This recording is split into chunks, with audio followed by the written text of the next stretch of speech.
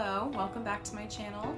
Today, as the title suggests, we are going to be talking about ingrown hairs and how to prevent them.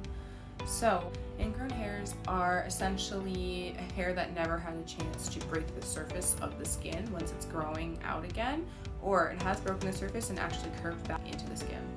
Yes, this is exactly as irritating as it sounds.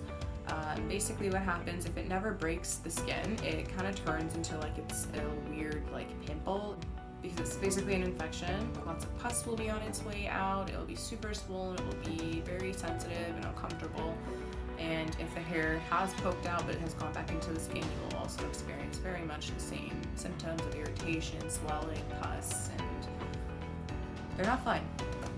So if you have experienced an ingrown hair, I imagine that would be exactly why you're here today. So what you can do to basically try to prevent them is adjust your hair removal method. Out of all the hair removal options that there are, there's of course shaving, there's like nair and beading and whatever.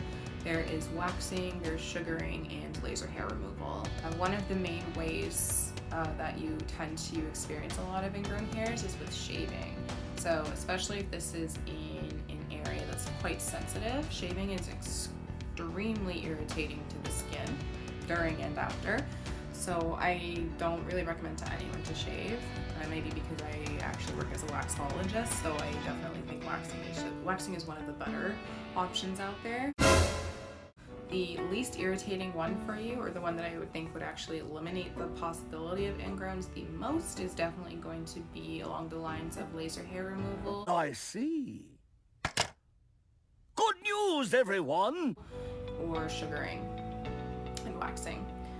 For laser hair removal, the only reason why I say that is because it essentially kills the root of the hair, therefore nothing's really going to continuously grow. So once it's gone, then you're not really going to see many ingrowns after. That's the reason why I put sugaring second, is because sugaring is a form of hair removal in which the substance doesn't actually adhere to the skin, so there's no like chance of tearing, there's no excessive irritation, it's literally only plucking out the hair. In my personal experience, I have found that that's really helped me in my bikini area, especially where I am extremely prone to ingrowns. That actually helped reduce the amount that I was receiving. Just due to the fact that, again, it's less irritating, it's a lot more gentle on the skin. Waxing is irritating still, of course, but it is much less irritating than our counterpart of shaving. Waxing, essentially, it does slightly adhere to the skin, to like the topmost layer of skin, which is why it kind of gives you a bit of an exfoliation, and sometimes when you wax, you will notice the skin around it is darker, and the section that has been waxed is actually a lot lighter, because that's all dead skin along with the hair that was removed. So that sounds extremely irritating, but it's really kind of is, but it's not the worst out there for sure. And it's not as irritating and like, you know, prone to causing ingrowns such as shaving would be. So the reason why shaving is so irritating is because it just cuts the hair off at this certain point basically, and it leaves a very sharp serrated edge. So this edge is extremely irritating to your skin, and as it's growing through the skin follicles, it is just being irritating essentially. Plus there's a lot of friction, there's a lot of pulling, it doesn't feel great. Also with the growing back aspect, that would be why you're experiencing all that excessive itching, is because of the way that the hair was cut during the shaving process. So with that, I always recommend do not shave. I recommend to try out other hair removal methods, and this would include, again, waxing or sugaring. And if you have the money for it, then definitely lasers. Other steps that you can take now that we've got the hair removal method out of the way, what I think you can also do, and what I actually really suggest you do, is the night before your wax, do a really good exfoliation, as well as a couple of days after your hair removal. Do continue to exfoliate that area with what I like to use is one of these mitts that people who do like a lot of fake tanning, they'll use. So it's essentially just like a little shower mitt.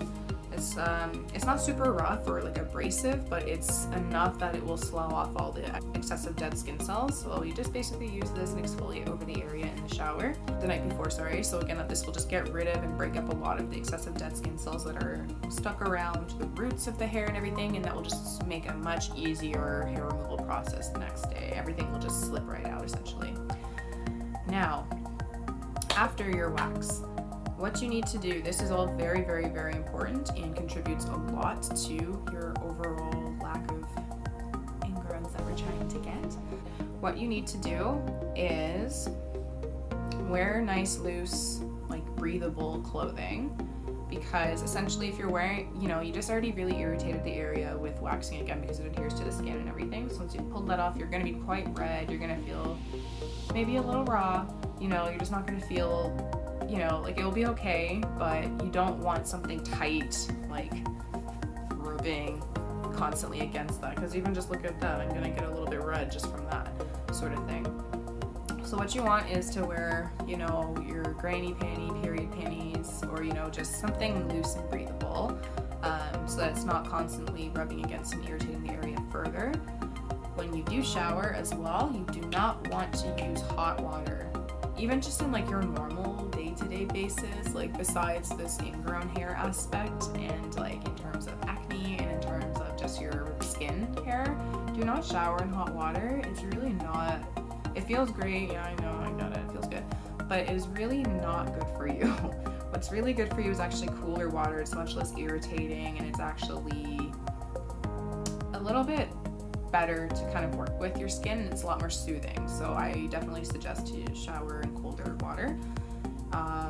Again, do not exfoliate that day because you just exfoliated with the wax. So make sure you exfoliate. I'm gonna say give it at least 48 hours, 2 to 3 days basically, before you do choose to go down there with that area.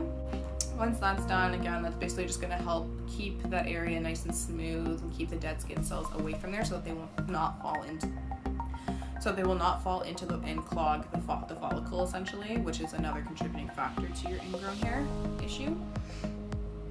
You also want to avoid things that again are going to heat up the area, like saunas, like not excessive, but extreme working out. Like you don't want to work out super hard like the day of or like right after a wax, because again, like that area is already, it's kind of already sensitive. You don't want to be irritating it. You don't want to be sweating a lot, which is going to obviously carry and attract a lot of bacteria to the area, and you don't want that bacteria to go into the pores.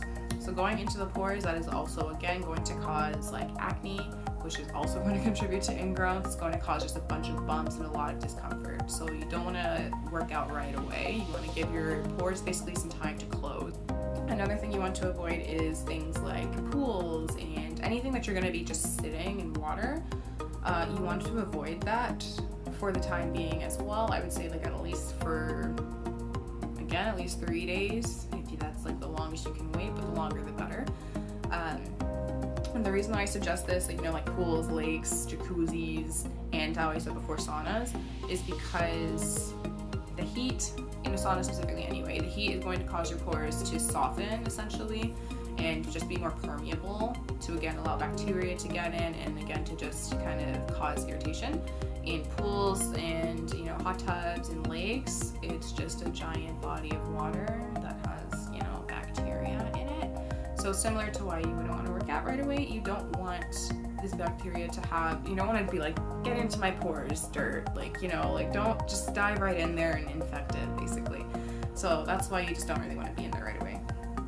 You just want to work at keeping the area clean, keeping it breathable and loose, and soothing that irritation. Those are the main things that you want to do for just your normal use.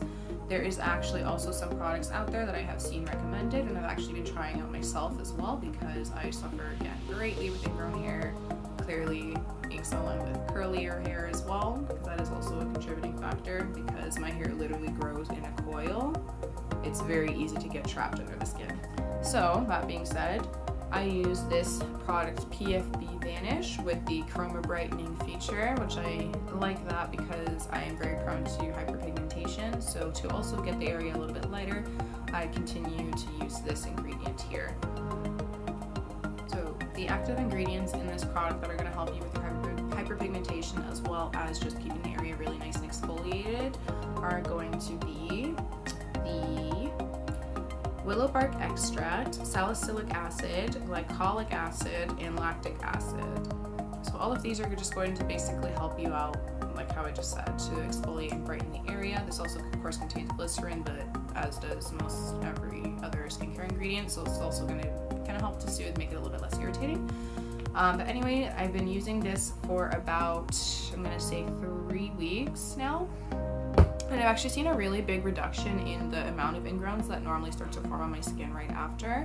So I did a wax and used it immediately after my shower that day, which, because my pores were very, very open, it was it's a little, I'm going to say tingly. You could definitely feel it. But the use essentially that you're supposed to do with this, you use this once daily. Again, do not wash or wipe off. You just let it sit and kind of absorb into the skin. It says results may take up to 2 months to appear. I have been using basically like lactic acids and like exfoliating that area pretty like religiously beforehand. So I feel like I'm just seeing results a little bit quicker. But for the first little bit of time, I definitely had a little bit of purging going on because I guess, you know, it's like accelerating that cell turnover rate and pushing things towards the surface of the skin, so you know that all needed to come out. But now it's looking very smooth and very calm, and basically what I'm aiming to have after my wax. So I'm pretty satisfied with this product. I definitely recommend that if you've done all of the above of what I suggested to soothe your skin and to basically prevent the ingrowns. If you need an extra help, this is definitely worth it. You don't have to use the brightening one if hyperpigmentation isn't really an issue for you. They also have another one that basically just doesn't have this aspect, and it also has the same function, which is just to help you reduce your ingrown hairs. If you have any other questions or anything that you kind of would like to understand about ingrowns, please let me know. Or if you have any other skin conditions or issues that you'd like me to talk about, leave that in the comment down below. Don't forget to hit that like and subscribe button, and I can't wait to see you again later. Thanks for watching, and you take care. Bye!